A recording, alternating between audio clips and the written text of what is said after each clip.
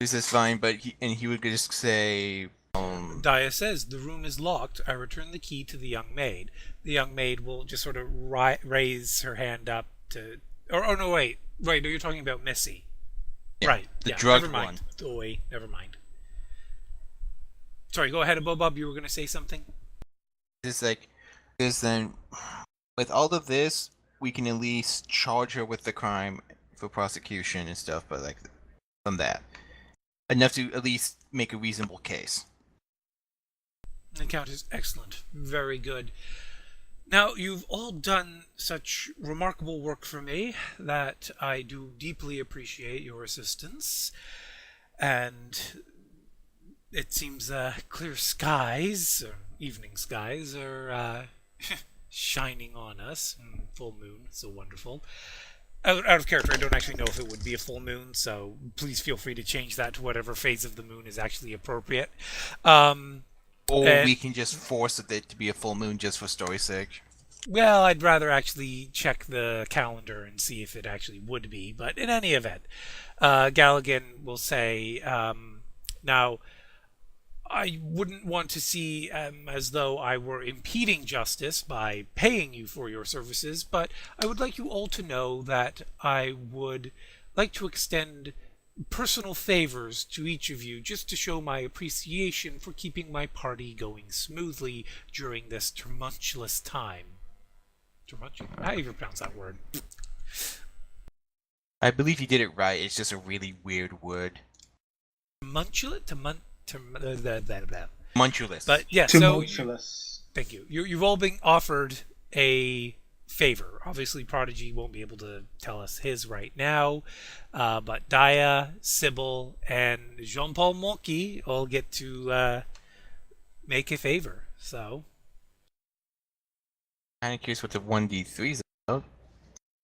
Kara, I really hope this doesn't screw up our plans for the aside. So, tumultuous, blah blah blah, tumultuous. You know the word you're trying to say, and it's an odd word. Very loud or uproarious, excited, confused, or disorderly. Daya says, I want to go to a proper club, an interesting one. Like this, but more of a club. A vampire club. She would then point to Rastani. But not with him. Actually, I think Rastani would blurt out laughing at this. And the Count... Wouldn't he also feel a bit offended by the fact that you don't think it'll be a good time? No. He finds this very amusing. And the Count just turns to look. He's got this, like, for the first time this whole night, the Count has a smile on his face. And you guys thought Rastani's smile was predatory? The Count looks like he would eat Rastani, like devour him like a shark, basically. And when Rastani sees the Count smiling, Rastani very politely stops and gets himself back into a pristine position. And the Count turns to Daya and says, that will most certainly be within the powers that are available to us, yes. And Daya says, thank you. And quick question out of character, Daya, Carol, was that your interesting choice with your 1d3, or did you revert it? Actually, okay, good. Because I was a little, like, afraid that we were going to have a time paradox on our hands. I know what Okami would ask if she was here. Yes, well, will Okami, when she comes to, come back to the manor to claim her reward, or will she leave it at that? Maybe not go to his own personal residence. Say, hey, you owe me something. Probably go through a middleman or go between. Goes like, I did hear about this. Sorry about disappearing, but I would like information on the activities of Mr. O, if possible. Okay. Sybil, have you made your decision? She's still not happy with that one guy. Which one guy? Oh, that one guy. Mikhailov? Exactly. So what is her request then? She wants him to come in and kneel before her and apologize. I'll see to it that we make the necessary uh out of character. I can't, my brain just went blank. It will be done because I can't remember what I was going to say originally. Jean Paul? I don't know what John Paul would ask, honestly.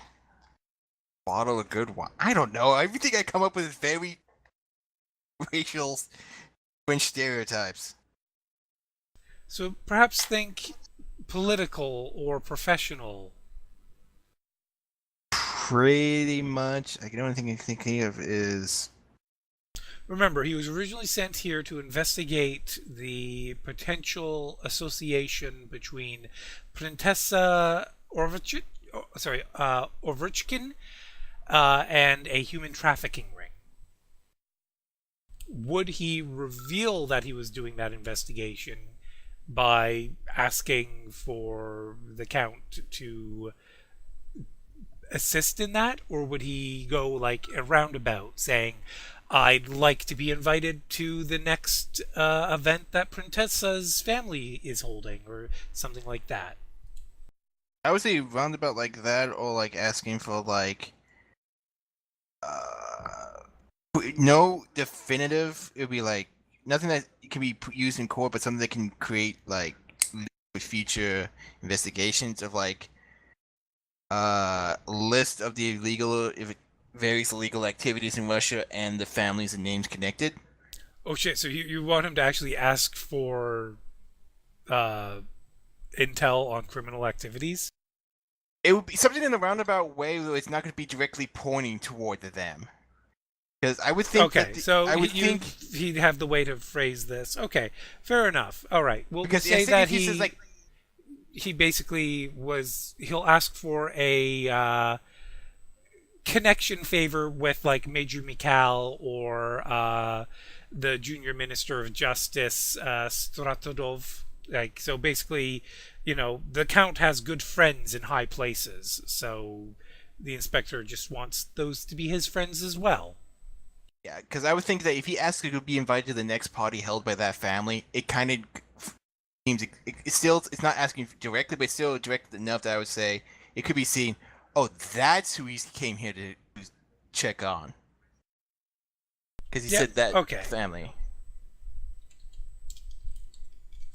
Something direct enough that can be good of use, but something indirect enough that it's still not saying exactly who he's here to investigate.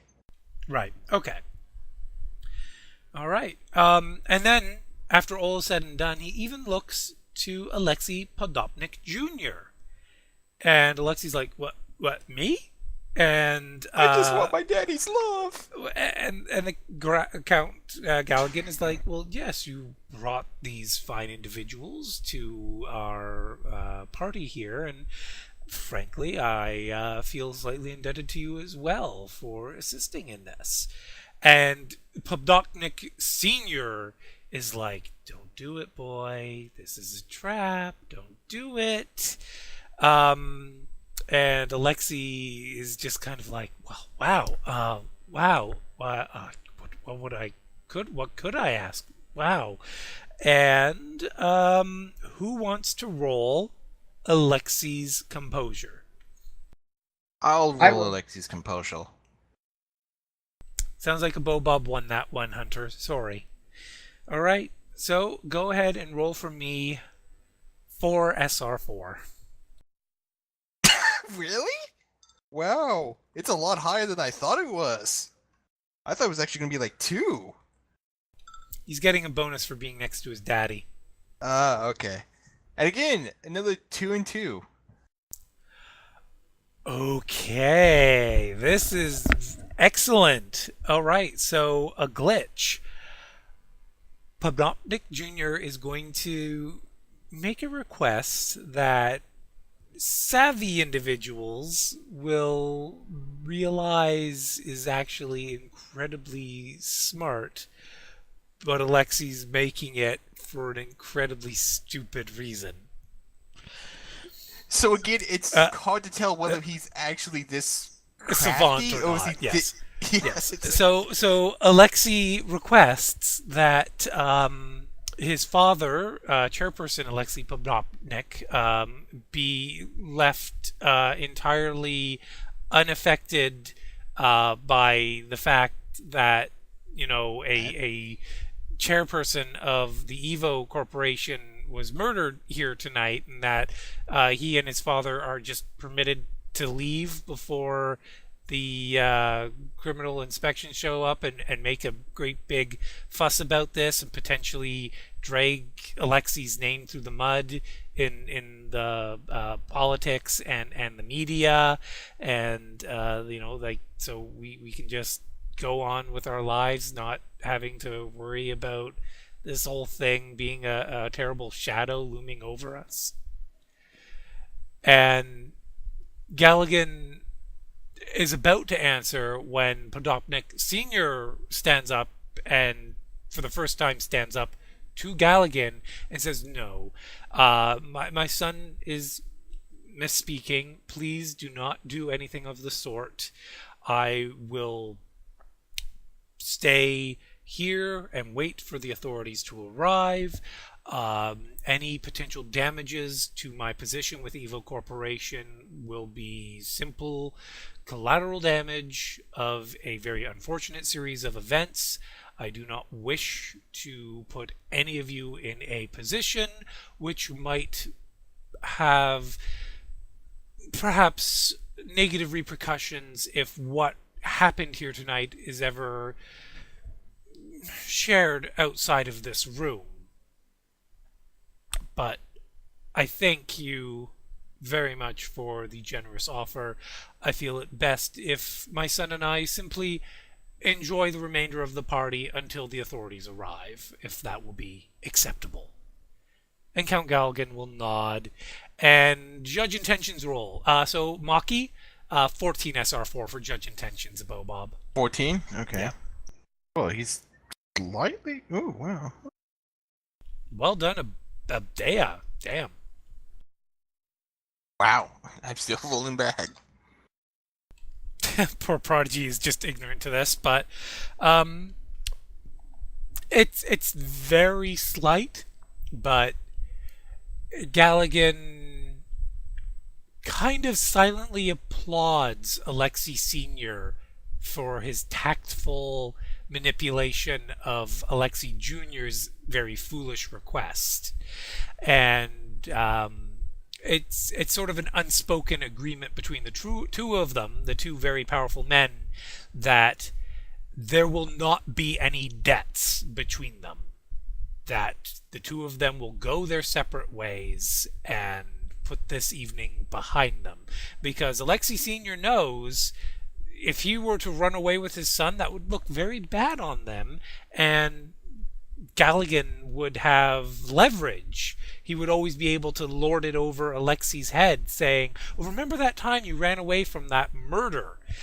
And this way, if everything is above board, and we know the inspector is here to keep everything above board, Alexei will be exonerated because he literally had nothing to do with this. And Galligan is not about to plant evidence to the contrary because he doesn't want to make an enemy of Alexei. Interesting. Either of them. And pretty much Inspector Jean-Paul is the only one who actually picks up on this very subtle exchange of unspoken words. Fascinated as he pulls out a baguette.